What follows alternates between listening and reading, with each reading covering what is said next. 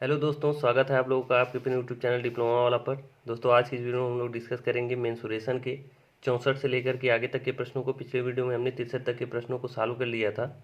तो आइए 64 नंबर के प्रश्न पे चलते हैं। देखिए, इसमें क्या कह रहा है कि एक व्यक्ति ने ज़मीन का एक आयताकार टुकड़ा खरीदा।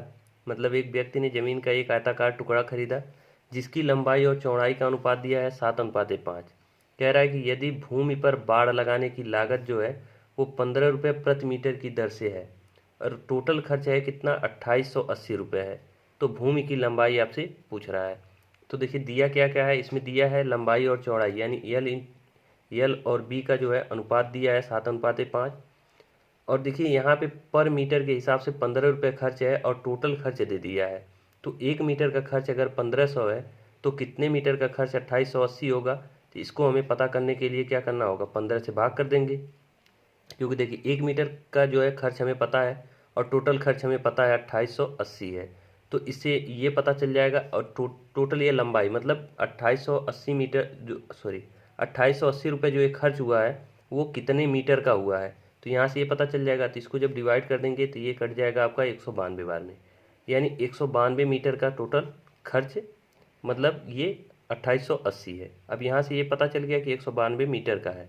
तो ये 192 मीटर है क्या चीज़, तो ये ज़मीन का आयताकार टुकड़ा है। मतलब ये आयताकार टुकड़ा है मान लीजिए ज़मीन का। तो 192 मीटर टोटल खर्च है बाड़ लगाने का। मतलब ये कि ये टोटल लंबाई का खर्च दिया गया है। तो ये टोटल क्या हो गया, ये हो गया परिमाप आपका। ये परिमाप हो गया, यानी परिमाप दे दिया है हमें। यहाँ से क्या पता चल गया कि परिमाप कितना है, 192 मीटर। तो जब परिमाप हमें पता चल गया 192 मीटर, तो परिमाप के लिए जो आयत का परिमाप का फार्मूला क्या होता है, 2 गुणे लंबाई धन चौड़ाई। 2 गुणे लंबाई धन चौड़ाई, तो यहाँ पे हम 192 के बराबर कर लेंगे। 2 गुणे एल का मान क्या है, यहाँ से देखेंगे तो हमारा 7 है। हम यक्स लगा देते हैं इसके साथ क्योंकि रेशियो है, प्लस हम 5 यक्स कर लेते हैं बराबर कितना, 192। अब यहाँ से इसको हम इधर पक्षांतर कर देंगे तो ये 7 5 12 यक्स, ये 12 यक्स बराबर, ये 2 से कटेगा आपका 9 बार में और ये कटेगा 2 से 6 बार में। तो यक्स का मान यहाँ से क्या आ गया, 8। यक्स का मान यहाँ से आ गया 8। तो पूछ रहा है कि लंबाई क्या होगा, तो लंबाई क्या है 7 रेशियो, तो यानी 7 यक्स। तो इसको हम 7 गुणे क्या कर देंगे, यक्स का मान 8, तो यानी 8 सत्ते 56। तो ये आपका आंसर सही हो जाएगा 56 मीटर। अब आइए अगले क्वेश्चन की ओर चलते हैं, 65 नंबर पे। देखिए 65 नंबर के क्वेश्चन में क्या कर रहा है कि 10 सेंटीमीटर त्रिज्या की 12 गोलाकार जो है गेंदों को एक बाल्टी में गिराया जाता है जो किनारे तक पानी से भरी है। यानी कोई बाल्टी है, उसकी त्रिज्या क्या है, अभी उस बाल्टी की त्रिज्या नहीं, यहाँ पे गोलाकार गेंदों की त्रिज्या दिया है 10 सेंटीमीटर। और ये ऐसी 12 गोलाकार गेंद है, उसको एक बाल्टी में गिराया जाता है जिस बाल्टी में क्या है, किनारे तक पूरा यानी पूरा पूरा भरा है पानी। तो अगर उसमें जब गोला डालेंगे तो बहता हुआ पानी, यानी इसमें से पानी निकलेगा और पानी निकलता है जब बहता हुआ पानी 20 सेंटीमीटर त्रिज्या वाले बेलनाकार बर्तन में एकत्र किया जाता है। तो बर्तन में पानी की ऊंचाई क्या होगी। कहने का मतलब ये है कि देखिए ये कोई बाल्टी हो गई, मान लीजिए ये बाल्टी है और ये पूरा पूरा मतलब पूरा पूरा पानी भरा है। और इसमें कह रहा है कि ऐसे जो है 10 सेंटीमीटर के 12 गोले इस बाल्टी में भरे जाते हैं। तो जब बाल्टी में गोले भरे जाएंगे तो पानी इसमें से बाहर बहेगा और बाहर जब पानी जाएगा तो उसमें कह रहा है कि बहता हुआ पानी 20 सेंटीमीटर त्रिज्या वाले एक बेलन में, यानी 20 सेंटीमीटर त्रिज्या वाला एक बेलन है, मान लीजिए 20 सेंटीमीटर त्रिज्या वाला एक बेलन है। तो ये पानी जो बह रहा है ये किस में जा रहा है, इस बेलन में जा रहा है। तो इस बेलन में जा रहा है तो आपसे पूछ रहा है कि एकत्र किया जा रहा है तो बर्तन में पानी की ऊंचाई क्या है, मतलब इसमें इस बेलन में कितनी ऊंचाई तक जो है पानी एकत्र होगा, यही आपसे जानना चाह रहा है। तो देखिए आप इस बाल्टी में जितना गोला डालेंगे, मतलब 12 गोला डाल रहे हैं तो 12 गोले का जो आयतन होगा उसी के बराबर पानी इसमें निकलेगा, उसी आयतन के बराबर पानी इसमें से बाहर निकलेगा। क्योंकि जितना आयतन ये गोला कवर करेगा उतना ही आयतन का पानी इसमें से बाहर निकलेगा। तो यानी कि इसमें से जो पानी निकला, जितना पानी निकला उसका आयतन और गोले का आयतन बराबर होगा। यहाँ से एक चीज़ समझ में आएगा कि इसका आयतन, गोले का आयतन और जो पानी बहेगा उसका आयतन क्या होगा, सेम होगा। तो जब उसका आयतन सेम होगा तो यहाँ पे जो पानी आएगा उसका भी आयतन क्या होगा, बराबर रहेगा। तो यहाँ से, और ये देखिए कौन से आकार में, ये बेलन में आ रहा है तो बेलन के आकार का आकार ले लेगा। तो अब देखिए यहाँ से हम कैसे करेंगे, पहले निकालेंगे कि 12 गोले का जो है आयतन कितना होगा। तो एक गोले का आयतन क्या होता है, 4/3 पाई आर क्यूब। और ऐसे कितने गोले हैं 12, तो हम करेंगे 12 से गुणा। और ये बराबर किसके होगा, ये बेलन के आयतन के बराबर होगा। तो बेलन का आयतन का फार्मूला क्या होता है, पाई आर स्क्वायर एच। तो देखिए दोनों की त्रिज्या अलग अलग है, अभी हम उसका मान रख देंगे, तो पाई आर स्क्वायर एच। अब देखिए 4/3, और देखिए इसको हम कर देते हैं 4/3, और ये पाई से पाई देखिए यहाँ पे ये कट जाएगा, तो इसको हम काट देते हैं। अब ये गुणा, और आर का मान इसमें देखिए 10 सेंटीमीटर त्रिज्या का जो है गोला है, तो गोले का त्रिज्या कितना है 10 सेंटीमीटर, तो 10 का क्यूब, और ये 12 बराबर। और देखिए बेलन की त्रिज्या कितना है 20, तो 20 का स्क्वायर करेंगे। और देखिए हाइट पूछ रहा है हमसे कि कितनी ऊंचाई तक ये जो है, अब ये जो पानी है ये बेलनाकार तो है ही, बेलनाकार है, और इसकी हाइट हमें नहीं पता है, यही हमसे पूछना चाह रहा है कि ये कितनी ऊंचाई तक उठेगा। तो वही ऊंचाई हम मान लिए एच तक उठेगा। अब इसी को हमें सॉल्व करना है, तो ये 3 से आपका कट जाएगा 4 बार में, ये 16 गुणे 10 गुणे, या इसको 1000 कर देते हैं, और ये आपका हो जाएगा 400 इंटू एच। अब इसको काट देंगे हम 2 जीरो से, ये 2 जीरो कट जाएगा, ये कटेगा 4 से 4 बार में, यानी एच बराबर क्या आ गया 40, और सभी सेंटीमीटर में है तो सेंटीमीटर, यानी उसकी ऊंचाई क्या होगी 40 सेंटीमीटर। तो इस तरह से इस प्रश्न को सॉल्व करना था, बस यही समझना था। ये अगर समझ में आ गया तो सॉल्व करना आसान है। अब आइए 66 नंबर के क्वेश्चन पे चलते हैं। अब देखिए 66 नंबर का क्वेश्चन बहुत ही आसान है। ये कह रहा है कि एक वृत्ताकार बेलन की त्रिज्या और ऊंचाई दिया है, तो बेलन की त्रिज्या और ऊंचाई दिया है, फिर गोले की त्रिज्या दिया है, तो पूछ रहा है कि बेलन के वक्र पृष्ठ का क्षेत्रफल और गोले के क्षेत्रफल से अनुपात क्या है। तो बेलन का वक्र पृष्ठ का क्षेत्रफल क्या होता है, ये होता है आपका 2 पाई आर इंटू एच। अब इसका मान और इसके अनुपात किससे पूछ रहा है, गोले के जो है गोले के क्षेत्रफल से। तो गोला का क्षेत्रफल क्या होता है pi R square, 4 pi R square, ये होता है आपका 4 पाई आर स्क्वायर। तो हमें सिर्फ क्या करना है, मान रख देना है। तो इसको अब देखिए पाई, जब अनुपात निकालेंगे तो ये पाई से पाई तो खत्म हो जाएगा, फिर 2 गुणे, और इसकी त्रिज्या देखिए बेलन का त्रिज्या कितना दिया है, त्रिज्या दिया है 10, और ऊंचाई कितना दिया है 15, ये अनुपात करेंगे 4, और ये इसकी त्रिज्या कितना है 5, 5 का ये स्क्वायर हो जाएगा तो कितना हो जाएगा 25। अब इसी को हमें काट लेना है, तो देखिए ये 2 से आपका 2 बार में कट जाएगा, और 2 से इसको अगर हम काटें तो 5 बार में, 15×5 = 75, और ये 25 से कम 25, 25×3 = 75, यानी 3:1 आ जाएगा इन दोनों का अनुपात। अब आइए 67 नंबर के क्वेश्चन पे चलते हैं। देखिए ये आपका अच्छा क्वेश्चन है। इसमें क्या कह रहा है कि एक शंक्वाकार गुहा को 6 सेंटीमीटर ऊंचाई और 16 सेंटीमीटर आधार के व्यास के एक ठोस दाएं गोलाकार सिलेंडर में ड्रिल किया जाता है। तो शंकु की ऊंचाई और आधार का व्यास के समान है। यहाँ पे कह रहा है कि शंकु की ऊंचाई और जो है आधार का व्यास, यानी उसका जो ऊंचाई है और आधार का व्यास है वो क्या है, सेम है। तो यहाँ पे कह रहा है कि सिलेंडर के व्यास के समान है, मतलब जो शंकु की ऊंचाई है उसका और आधार का व्यास जो है उस सिलेंडर के व्यास के समान है। मतलब कहने का ये है कि जो शंकु की हाइट होगी और बेलन की हाइट जो होगी वो दोनों सेम है, और व्यास जो आधार का व्यास है वो भी दोनों का सेम है। फिर कह रहा है कि शेष ठोस का कुल सतह क्षेत्र ज्ञात करें। तो देखिए इसको हम फिगर से समझाते हैं। देखिए यहाँ पे ज़्यादा क्लियर आपको होगा चित्र से।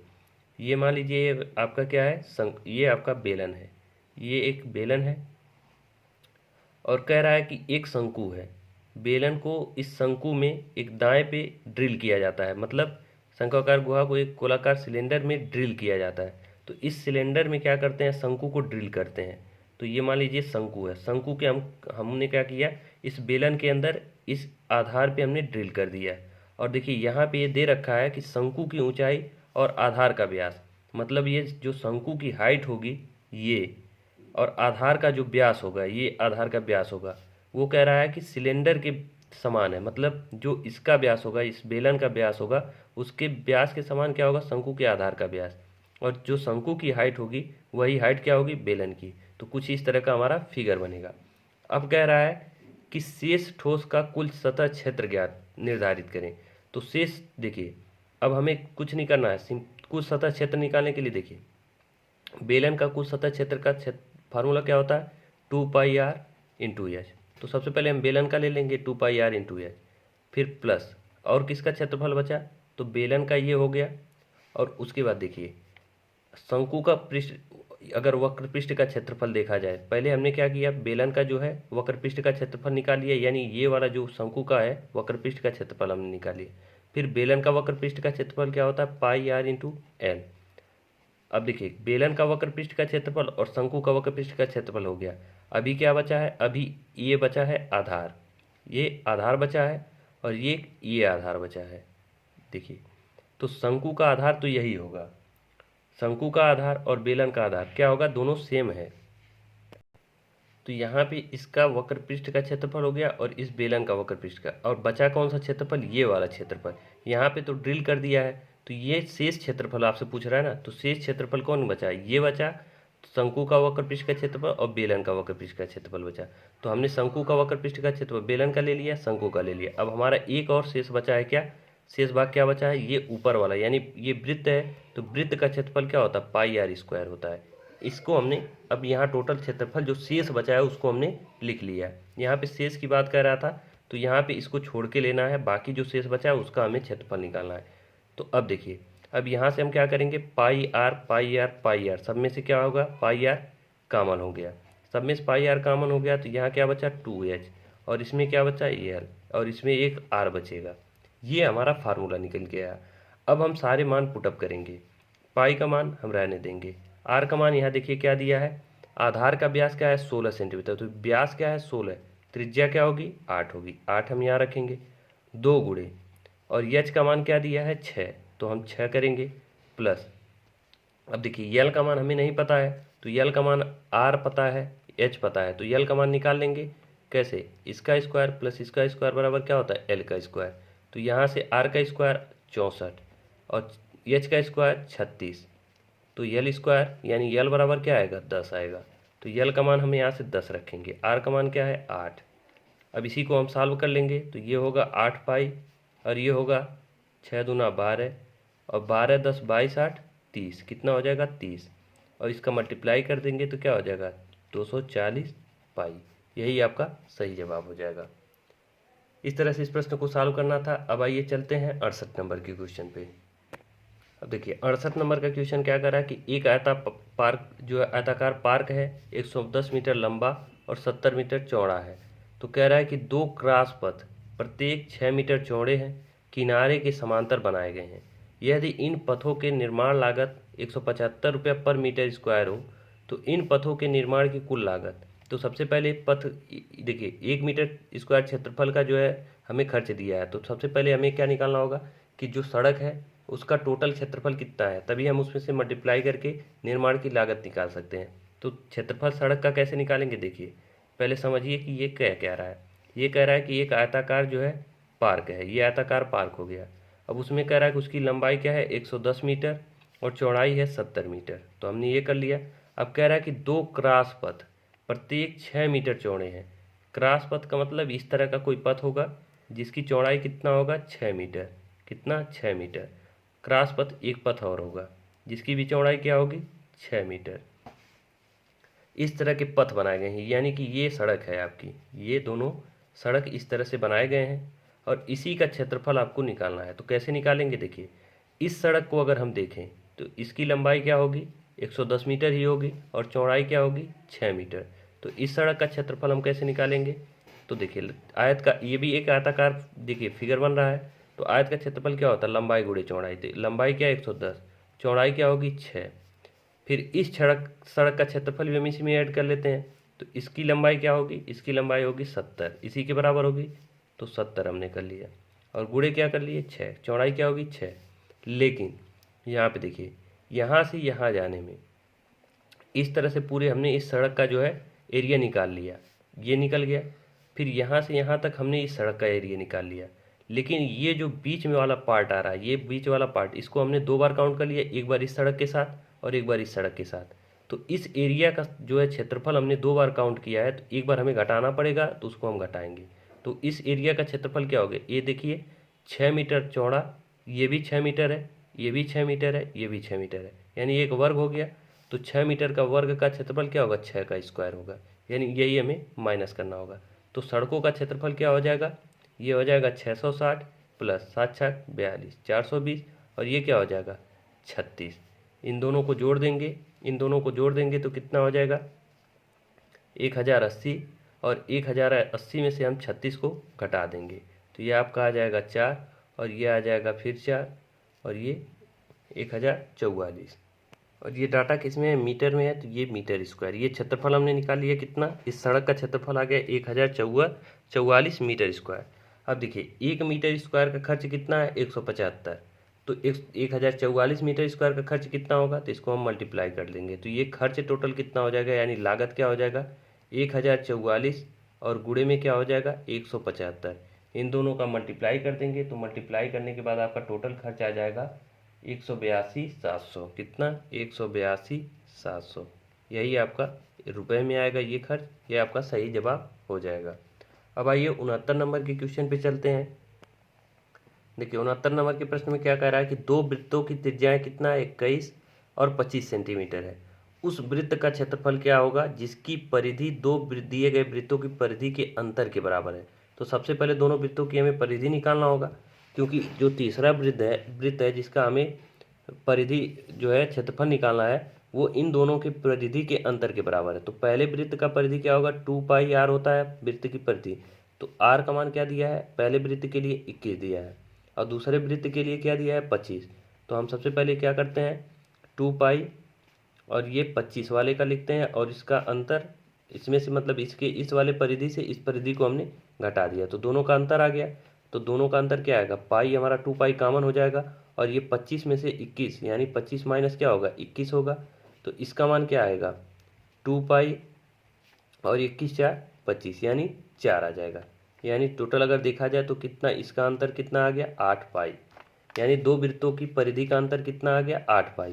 और ये क्या कर रहा है कि जिसकी परिधि दो वृत्तों के परिधि के अंतर के बराबर, यानी जो तीसरा वृत्त है उसका 2π, r का मान है 8π। इन दोनों का अंतर, जो परिधि का अंतर है वो तीसरे वृत्त की परिधि के बराबर है। तो तीसरे वृत्त की परिधि मान लिया 2πr, और वो किसके, दोनों के अंतर के बराबर है, यहाँ 8π के बराबर है। यहाँ से पाई से पाई कट जाएगा और 2 से कटेगा 4 बार में, यानी r का मान क्या आ गया 4। यानी जो तीसरा वृत्त है उसका मान क्या, त्रिज्या का मान क्या आ गया 4। अब त्रिज्या का मान 4 आ गया तो उसे क्षेत्रफल पूछ रहा है, उस वृत्त का क्षेत्रफल। तो क्षेत्रफल क्या होता है πr स्क्वायर, यानी 4 का स्क्वायर 16 और पाई, यही आपका सही जवाब हो जाएगा 16 पाई। अब आइए अगले क्वेश्चन पे चलते हैं 70 नंबर पे। देखिए 70 नंबर के क्वेश्चन में क्या कह रहा है कि एक वर्ग का परिमाप 64 सेंटीमीटर है। वर्ग का परिमाप दिया है, कह रहा है कि आयत का क्षेत्रफल वर्ग के क्षेत्रफल से 16 सेंटीमीटर स्क्वायर कम है। फिर कह रहा है कि आयत की लंबाई दिया है, तो आयत का परिमाप आपसे पूछ रहा है। तो आयत का परिमाप कब निकलेगा, जब आयत का लंबाई और चौड़ाई दोनों पता होगा। तो हमें आयत का जो है लंबाई पता है, चौड़ाई नहीं पता। तो चौड़ाई कैसे निकालेंगे, देखिए यहाँ पे दिया है वर्ग का परिमाप। वर्ग का परिमाप क्या होता है, 4 गुणे भुजा। तो 4 गुणे भुजा बराबर ये आपका दिया है 64। यहाँ से निकल गया ए का मान, ए का मान क्या आ गया 16, ये 16 आ गया। अब कह रहा है कि आयत का जो क्षेत्रफल है वो, आयत का क्षेत्रफल वर्ग के क्षेत्रफल से 16 सेंटीमीटर स्क्वायर कम है। इसका मतलब ये है कि सबसे पहले हमें निकालना होगा कि वर्ग का क्षेत्रफल। तो वर्ग का क्षेत्रफल क्या होगा, भुजा का स्क्वायर, भुजा का स्क्वायर यानी 16 का स्क्वायर। 16 का स्क्वायर क्या होता है 256, 16 का स्क्वायर होता है 256। तो ये हमने 256 कर लिया। अब कह रहा है कि जो आयत का क्षेत्रफल है वो इससे 16 सेंटीमीटर स्क्वायर कम है। तो आयत का लंबाई मान लेते हैं, ये लंबाई दिया है 20, तो 20 गुणे चौड़ाई हम मान लेते हैं b। चौड़ाई क्या मान लिया हमने b, तो लंबाई गुणे चौड़ाई वर्ग का क्षेत्रफल। वर्ग का क्षेत्रफल क्या होगा 256 में से 16 हम अगर घटा ले तो क्या हो जाएगा 240 सेंटीमीटर स्क्वायर। क्योंकि देखिए आयत का क्षेत्रफल वर्ग के क्षेत्रफल से क्या है 16 सेंटीमीटर कम है। तो यहाँ से अगर देखें b का मान, तो b का मान क्या हो जाएगा 12, b का मान आ गया 12, और l का मान क्या है 20। तो अब हमसे पूछ रहा है कि आयत का परिमाप। तो आयत का परिमाप क्या होता है 2 गुणे लंबाई धन चौड़ाई l प्लस b। तो 2 गुणे, और देखिए l का मान है 20 और b का मान क्या है 12, तो 2 गुणे 32 हो जाएगा, यानी 32 दूना 64 मीटर। ये हो जाएगा आपका आयत का परिमाप 64 मीटर। सारी चीज़ें क्या है फार्मूले पे ही रखना है और वहाँ से हमें मान निकालना है। अब आइए चलते हैं 71 नंबर के प्रश्न पे। देखिए 71 नंबर के क्वेश्चन में क्या कह रहा है कि 4 सेंटीमीटर, 5 सेंटीमीटर और 6 सेंटीमीटर भुजा वाले एक घनाभ में से प्रत्येक कोने से 1 सेंटीमीटर भुजा वाला घन काट दिया जाए, मतलब हटा दिया जाए, तो शेष ठोस का आयतन क्या होगा। तो शेष ठोस का आयतन निकालने के लिए सबसे पहले हमें क्या करना होगा, घनाभ का आयतन। तो घनाभ का ये हम चित्र बना देते हैं, ये है आपका घनाभ, क्या है घनाभ। अब इसका आयतन क्या होगा, सबसे पहले इसका आयतन क्या होता है लंबाई गुणे चौड़ाई गुणे ऊंचाई। तो लंबाई क्या है 4, चौड़ाई क्या है 5, ऊंचाई क्या है 6, यानी ये घनाभ का आयतन है। 4 पच्चे 20, छक्का 120, ये आपका क्या हो गया घनाभ का आयतन, ये सेंटीमीटर क्यूब होगा। अब कह रहा है कि इसके प्रत्येक कोने से 1 सेंटीमीटर भुजा वाले घन को, यानी 1 सेंटीमीटर भुजा वाला घन, यानी कि घन ये होता है आपका जिसकी सारी भुजाएं लंबाई चौड़ाई ऊंचाई क्या हो सेम हो, ये 1 है। तो यहाँ से भी कह रहा है कि एक घन को निकाला जाता है और इस कोने से भी। इस तरह से टोटल कोने कितने हो जाएंगे 4 4 8 कोने, यानी 8 घन को निकाल दिया जाता है। तो 1 सेंटीमीटर का घन है तो एक घन का क्षेत्र आयतन क्या होगा 1 सेंटीमीटर क्यूब होगा। तो इस तरह के 8 निकालने हैं घन तो 8 सेंटीमीटर क्यूब। तो कह रहा है कि शेष ठोस का, यानी शेष ठोस का आयतन क्या हो जाएगा, टोटल का तो है 120 सेंटीमीटर क्यूब, उसमें से निकालना कितना है 8 सेंटीमीटर क्यूब। तो शेष कितना बचा 112 सेंटीमीटर क्यूब, यानी ठोस शेष का आयतन क्या होगा 112 सेंटीमीटर क्यूब होगा। यही आपका सही जवाब हो जाएगा। अब आइए 72 नंबर के क्वेश्चन पे चलते हैं। देखिए 72 नंबर के क्वेश्चन में क्या कह रहा है कि जब एक सीधे बेलनाकार टैंक से 154 लीटर तेल निकाला जाता है तो स्तर इतना नीचे गिर जाता है। मतलब ये बेलनाकार, मान लीजिए कोई टैंक है, बेलनाकार क्या है टैंक है, स्तर नीचे इतना गिरने का मतलब क्या है, उसकी हाइट क्या है इतना कम हो जाती है। यानी मान लीजिए तेल इतना भरा था अगर, और हाइट मान लीजिए 10 सेंटीमीटर गिर गई, यानी इतना तेल क्या होगा खाली होगा, 10 सेंटीमीटर के बराबर तेल क्या होगा बाहर निकल जाएगा, तभी स्तर 10 सेंटीमीटर नीचे आएगा। यानी कि जो इतना तेल आया जो निकल गया बाहर, उसी का आयतन इस 154 लीटर होगा। यहाँ पे देखिए बेलनाकार टैंक से इतना तेल निकाला जाता है, यानी इतना ये आयतन में है, लीटर है मतलब आयतन, तो इतना और नीचे गिर जाता है। इतना सेंटीमीटर नीचे गिरने का मतलब जो मान लीजिए इतना तेल जो है निकल रहा है, तो ये तेल का जो आयतन होगा वही क्या होगा 154 लीटर के बराबर होगा। और इस तेल का आयतन कैसे निकालते हैं हम, ये बेलन है, तो बेलन का जो है हमें इतने तेल का हाइट पता है और बेलन की जो है व्यास हमसे पूछ रहा है, तो बेलन का जो है आयतन क्या होता है पाई आर स्क्वायर एच होता है। तो देखिए ये पाई आर स्क्वायर एच, यानी कि इतना जो तेल है ये भी बेलन के आकार का होगा क्योंकि ये बेलनाकार में है। तो इस बेलन का आयतन, इतना जो तेल है इसका आयतन हमको कितना है 154 लीटर है। लीटर को यहाँ पे सेंटीमीटर है तो हम सेंटीमीटर में कन्वर्ट करेंगे तो 1 लीटर बराबर होता है 1000 सेंटीमीटर क्यूब। 1 लीटर बराबर क्या होता है 1000 सेंटीमीटर क्यूब होता है। तो अब देखिए आर का मान हमसे पूछा है तो पाई का मान हम यहाँ 22/7 रख लेंगे। आर का मान पूछा है, आर को ऐसे रहने देंगे। एच का मान 10 सेंटीमीटर दिया है तो 10 सेंटीमीटर यहाँ रख लेंगे। ये क्या हो जाएगा 154 और ये 3 जीरो। देखिए 22 से अगर देखें तो ये 7 बार में कटेगा, 22 से कटेगा कितनी बार में 7 बार में। 1 जीरो से ये 1 जीरो कट जाएगा, यानी आर स्क्वायर का मान क्या आ जाएगा, ये 7 इधर जाएगा तो 7 सते 49 और ये डबल जीरो। यहाँ से देखें तो आर का मान क्या आ जाएगा 70 आ जाएगा। आर का मान आ गया 70, तो हमसे पूछा क्या है टैंक का व्यास, तो टैंक का व्यास क्या हो जाएगा 2r, यानी दुगुना होता है, यानी 70 दूना 140 सेंटीमीटर। आशा करते हैं क्वेश्चन आप लोगों को समझ में आ गया होगा। अब आइए अगले क्वेश्चन पे चलते हैं 73 नंबर पे। देखिए 73 नंबर क्वेश्चन में क्या करा है कि त्रिज्या 3 सेंटीमीटर की एक गोलाकार गेंद को 5 सेंटीमीटर त्रिज्या के एक ऊर्ध्वाधर सिलेंडर का मतलब क्या होता है बेलन में पानी है जिसमें डुबाया जाता है, यह मानते हुए कि पानी जो गेंद को पूरी तरह से ढक लेता है तो जल स्तर में वृद्धि कितना होगा। कहने का मतलब ये एक बेलन है, क्या है बेलन, जिसमें भरा है पानी, जिसमें भरा है क्या पानी, मान लीजिए इतना पानी भरा है। इसमें कह रहा है कि 3 सेंटीमीटर की जो है त्रिज्या का एक गोलाकार गेंद इसमें डुबोया जाता है और ये माना जाता है कि जो गेंद है वो पूरी तरह से डूब गया है। पानी क्या है पूरी तरह से गेंद को ढक लेने का मतलब क्या है गेंद पूरी तरह से डूब जाता है। तो अब जो पानी का स्तर कितना और ऊपर जाएगा, तो कितना ऊपर जाएगा, जितने आयतन का गेंद होगा उतना ही आयतन पानी जो है ऊपर बढ़ेगा क्योंकि उतनी ही जगह ये कवर करेगा। तो अब जो पानी ऊपर बढ़ेगा उस किस आकार में बढ़ेगा, तो ये बेलन में पानी है तो बेलनाकार के आकार में जाएगा। इतना बात आप लोगों को समझ में आ रहा होगा कि पानी का जो है आयतन किस आकार में बढ़ेगा ऊपर, वो बेलन के आकार में जाएगा। यानी इसका कहने का मतलब ये है कि जितना आयतन इस गोले का होगा, यानी गोले का आयतन क्या होता है 4/3 पाई, और आर का मान क्या दिया है 3 का क्यूब कर दिए, उतना ही पानी जो है उतना ही आयतन क्या है, उतने आयतन का पानी हमारा बेलन में ऊपर जाएगा। तो बेलन का आयतन क्या होता है पाई आर स्क्वायर, यानी बेलन का जो त्रिज्या है क्या दिया है ये 5 सेंटीमीटर दिया है, तो 5 का स्क्वायर हम कर देंगे।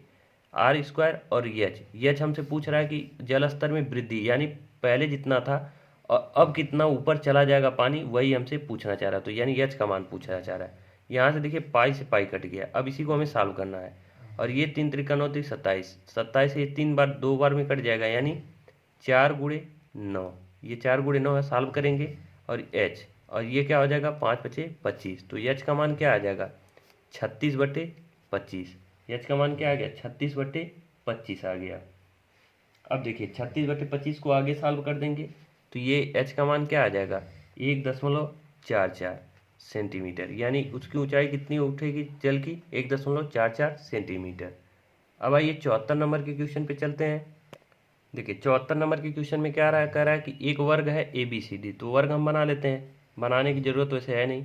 एक वर्ग है ABCD, इसके विकर्ण की लंबाई क्या दिया है 5.2 सेंटीमीटर, तो इसका क्षेत्रफल पूछ रहा है। तो विकर्ण का क्षेत्रफल के लिए हमने आपको फार्मूला क्या लिखाया है, मतलब सॉरी वर्ग के क्षेत्रफल के लिए एक फार्मूला निकाला है कि विकर्ण का स्क्वायर बटे 2। तो विकर्ण का स्क्वायर 5.2 गुणे 5.2 करेंगे बटे 2, ये काट देंगे तो ये हो जाएगा 26, मतलब 2.6 गुणे 5.2, इन दोनों का मल्टीप्लाई कर देंगे तो आपका आंसर आ जाएगा 13.52 सेंटीमीटर स्क्वायर। ये आपका आंसर, इसमें कुछ था नहीं, बस फार्मूले पे रख के सॉल्व करना था। अब 75 नंबर पे आ जाते हैं। देखिए 75 नंबर के क्वेश्चन में क्या कर रहा है कि एक वर्ग के क्षेत्रफल का उसके विकर्ण पर बने वर्ग के क्षेत्रफल से अनुपात। कहने का मतलब ये है कि एक वर्ग है, मान लीजिए ए, ये एक वर्ग है जिसकी प्रत्येक भुजा क्या है ए, तो इसका क्षेत्रफल क्या है ए स्क्वायर, इसका क्षेत्रफल क्या हो जाएगा ए स्क्वायर, क्योंकि वर्ग का क्षेत्रफल क्या होता है भुजा का स्क्वायर, तो हमने कर दिया। अब कह रहा है कि एक वर्ग और है जो इसके विकर्ण पे बना है, इसके विकर्ण पे बना है मतलब ये इसका विकर्ण है, इसके विकर्ण से वो वर्ग बना है, क्या है इसके विकर्ण के माप के बराबर। तो ये अगर एक वर्ग ये है जिसकी प्रत्येक भुजा क्या है ए है, तो इसका विकर्ण क्या होता है √2 × a। ये सारी चीज़ें हम आपको बता चुके हैं। अगर इसका विकर्ण √2a है तो इस ये वाला जो वर्ग है इसकी प्रत्येक भुजाएं कितनी होंगी √2 × a। अगर इसकी प्रत्येक भुजाएं √2 × a है तो इसका क्षेत्रफल क्या हो जाएगा, इसका स्क्वायर होता है। तो इन दोनों का अनुपात पूछ रहा है, तो √2 × a इसका स्क्वायर, यही इन दोनों का अनुपात पूछ रहा है।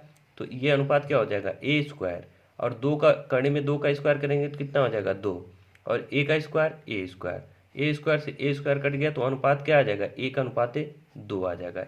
यही इस प्रश्न से दिए, इसको आप डायरेक्ट याद भी कर सकते हैं कि अगर एक वर्ग का क्षेत्रफल और उसके विकर्ण पे बने क्षेत्रफल का अनुपात पूछे तो 1:2 होता है।